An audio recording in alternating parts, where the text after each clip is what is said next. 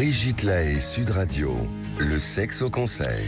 Alors Philippe Arlin, on va parler du cuni et je voulais juste proposer des petites fantaisies différentes parce que bon, le cuni c'est généralement la femme allongée sur le dos, les cuisses écartées, l'homme qui met sa tête entre les cuisses et je voulais juste proposer des petites variantes parce que de temps en temps c'est pas mal et notamment le cuni par derrière, c'est-à-dire que vous êtes en position de levrette ou allongé sur le dos et avec un gros coussin sous le ventre afin que les fesses soient bien relevées et dans cette position, eh bien, la femme va avoir d'autres sensations et ça peut être intéressant à expérimenter.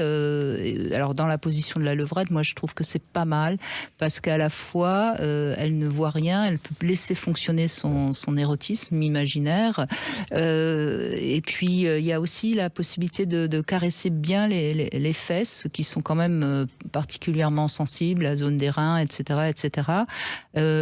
Voilà, donc c'était une manière un peu différente et c'est vrai qu'on a tendance, que ce soit dans les fellations ou dans les cunis, à rester un peu toujours dans la même posture de temps en temps.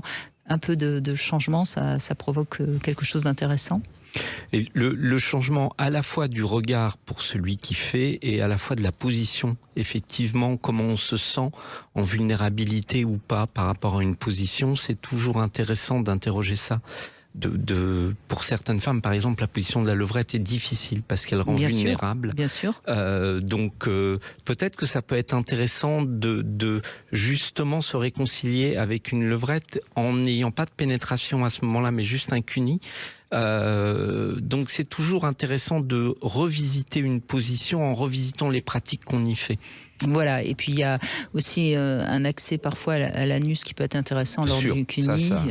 C'est mieux en le disant. On va leur laisser leur imagination, voilà, quand même. Et autre petite variante aussi, ça peut être intéressant sous la douche, parce que vous, alors évidemment pas une douche du plafond, mais une douche manuelle, parce que vous pouvez également vous servir de la douche, du jet de la douche, et ça donne aussi là d'autres variations de plaisir. Voilà, bon, après, je vous laisse, vous avez tous suffisamment d'imagination pour trouver d'autres variantes.